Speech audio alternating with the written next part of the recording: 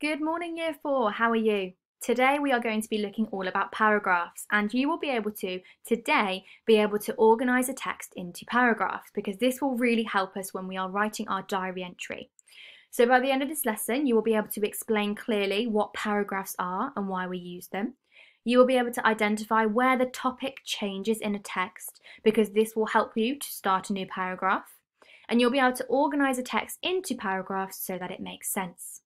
I do have some retrieval practice for you here, so have a go at the following 3 questions, please. Pause the video now and write your answers down on a piece of paper. Okay, the definition is not easily convinced, having doubts or reservations. That's meant to say or.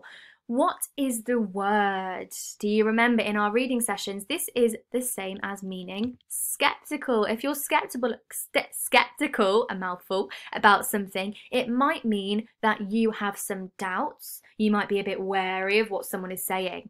Number 2, draw a picture of what a grub looks like. Now, you know me and my drawing. I'm not going to scare you with my drawing, so I have inserted a picture here. You might have drawn a picture similar to this. And finally, convert these present tense verbs into past tense verbs. So think wouldn't be thinked, would it? It would be thought. Eat wouldn't be eated, it would be ate. Run would be ran, and know would be knew. Okay, so these are all our past tense verbs that we need to be remembering to use when we are writing a diary. Now today we are going to be focusing on paragraphing because in your diary entry, not only will you need to write in first person, not only will you need to write in past tense, not only will you need to remember to use your fronted adverbials of time, so those 3 skills we've been practicing so well and you've been so fantastic at, but we also need to use paragraphs.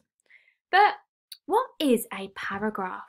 So a paragraph is a group of sentences within a piece of writing which are written about the same idea or topic.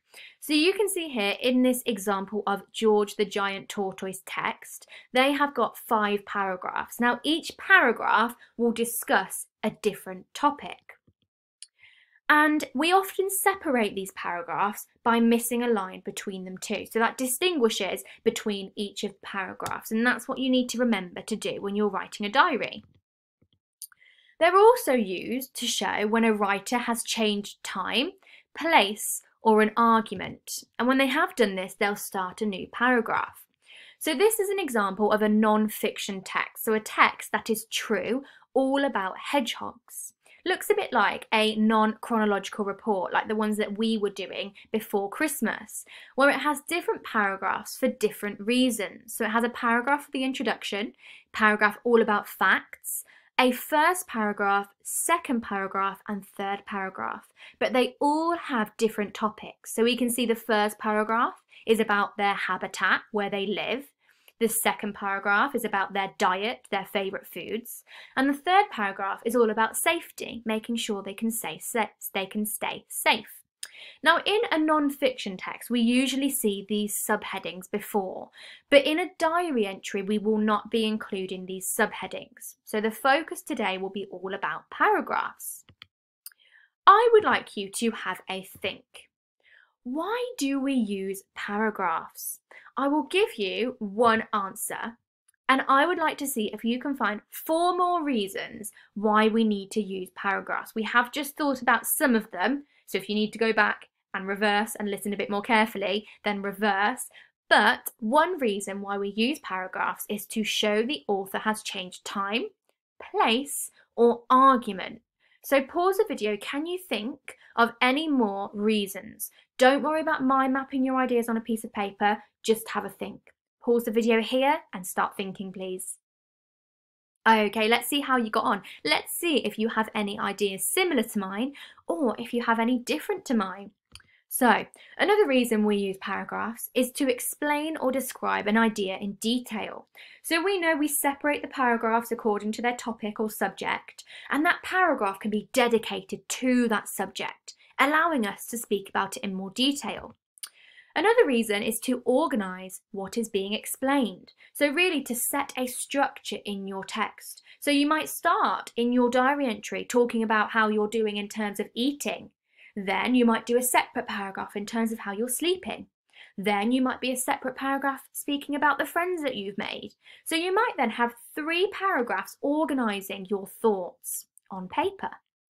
And this is the same as grouping your ideas together. So you know if you're going to want to speak a lot about how you're eating at the moment, this will be 1 paragraph and you can group your ideas together. And finally, it makes the text a lot easier to read. If there's structure, then the reader knows, I am going to be reading now all about diet. I'm going to be reading now all about your sleeping arrangements. Okay, so it makes it easier for the reader to really understand what they're reading too. So when you are writing your diaries, we need to really focus on just talking about eating and not constantly talking about eating in every single paragraph. So you talk all about eating in 1 paragraph, maybe all about how you made the den in another paragraph, but then you wouldn't actually speak about the den in your 1st, 2nd and 3rd paragraph. It will just be 1 subject per paragraph, okay? Now, on my screen, I have got some sentences. And there are 6 sentences. I'm just going to move myself up here. And what your job is to read the sentences one by one and see if you can group them into sentences which talk about the same idea or topic.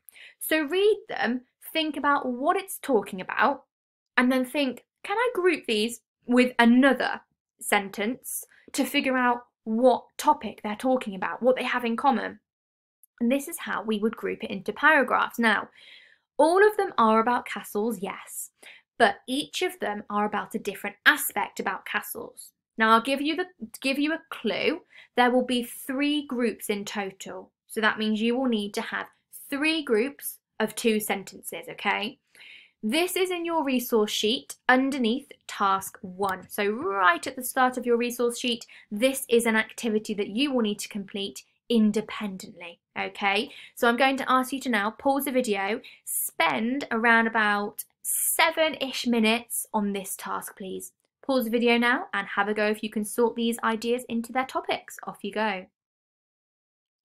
Okay, let's see how you did. So, did you find that the first 2 sentences were all about castles and how they are used as a protection? So the first one, we can see that castles are a type of home that were built to protect the people inside, so protection. Everything about a castle was made that way to keep the people inside safe. So it's all about safety and protection. So those were 2 sentences that could be grouped together. Another 2 sentences that could be grouped together could be grouped in a way that talk about the people who lived in castles. So the first one here says castles could be very crowded places to live because there were a lot of people inside, talking about the living environments, the people. And the second sentence is talking about people who lived in castles included royalty, noble people and soldiers. So again, it's all about people and who lived there. And the second set of sentences are all about castles that you can visit, because the first sentence speaks about famous castles you can visit, including Windsor Castle, Dover Castle and Kenilworth Castle. Can you remember this word Kenilworth? What type of word was that, thinking about our history topic? That's right, it came from the Anglo-Saxon times, didn't it? Well done. And then finally, you can still visit many castles today. Why not take a tour? So it's all about the castles you can visit. Well done if you got all of these right. Now that activity was just to show you that when we are thinking about how we can paragraph in our text, that we need to start to group our ideas together according to what their topics are. So if you were to write this text as a paragraph, you could just write it exactly like this, maybe adding a bit of extra information here and there to make it a bit more interesting, but you've already done the hardest part by grouping it into their topics. Now, we are going to have a go at splitting this text into their appropriate paragraphs by looking at the topics. But first, we need to read the text. Now, it doesn't have any paragraphs so far, and what we need to do, we need to understand the text. So what I'm going to do, I'm going to read you the text, and we are going to all look for 2 interesting facts, okay? So, mammals are hairy or furry creatures that are warm-blooded and feed their babies on milk. Most mammals are born, but some hatch from eggs. Humans are just one type of mammal. There are 4,000 or more different species of mammal. The human mammal group is called the primates. The female mammals feed their young on their own milk, which provides important nutrients that help the babies grow quickly and strongly. The mammal with the longest pregnancy is an elephant. Elephants are pregnant for nearly 2 years with their calves, unlike human females who are pregnant for 9 months. When the elephant calf is born, it usually weighs about 90 kilograms or 200 pounds. That's what LBS stands for. Compare this to the weight of an average human baby, which weighs around 7 pounds. So, pause the video and find 2 interesting facts, please. Off you go. Okay, I don't know about you, but it really interested me when I found out that when an elephant calf is born, it weighs around 90 kg, 200 pounds, whereas when we're born, our average weight is 7 pounds. You might have found another fun fact about mammals, that there are 4,000 or more different species of mammals.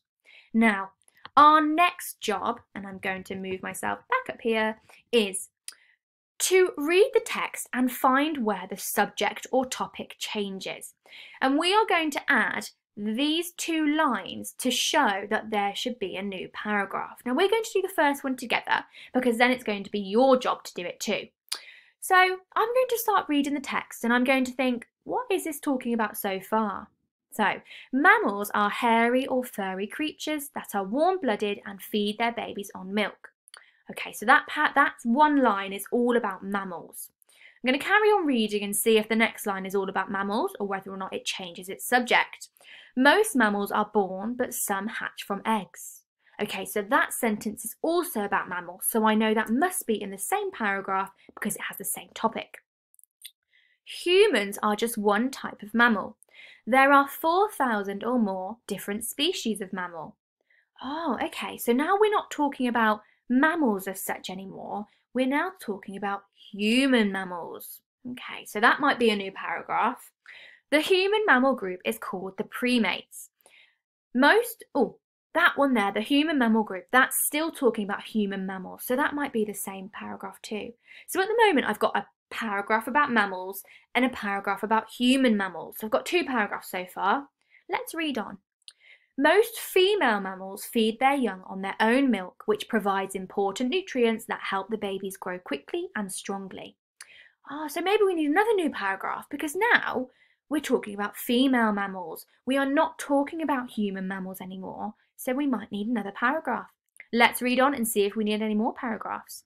The mammal with the longest pregnancy is an elephant. Elephants are pregnant for nearly 2 years with their calves, unlike human females are pregnant for 9 months. When the elephant calf is born, it usually weighs around 90 kg. Compare this to the weight of an average human baby, which weighs around 7 pounds. So, I have decided as I was reading that I had one paragraph, which is all about the mammals, one paragraph here, which was all about human mammals, and my final big paragraph, which was all about female mammals. So can you see I read through the text and I looked at it sentence by sentence and I thought, well, my first sentence is about mammals and so is my second. But my third sentence is all about human mammals, so that must be where my paragraph starts. So you can see my new paragraph starts here and a new paragraph starts there. So I have got 3 paragraphs in total. And now I need to think, well, what is the first paragraph showing?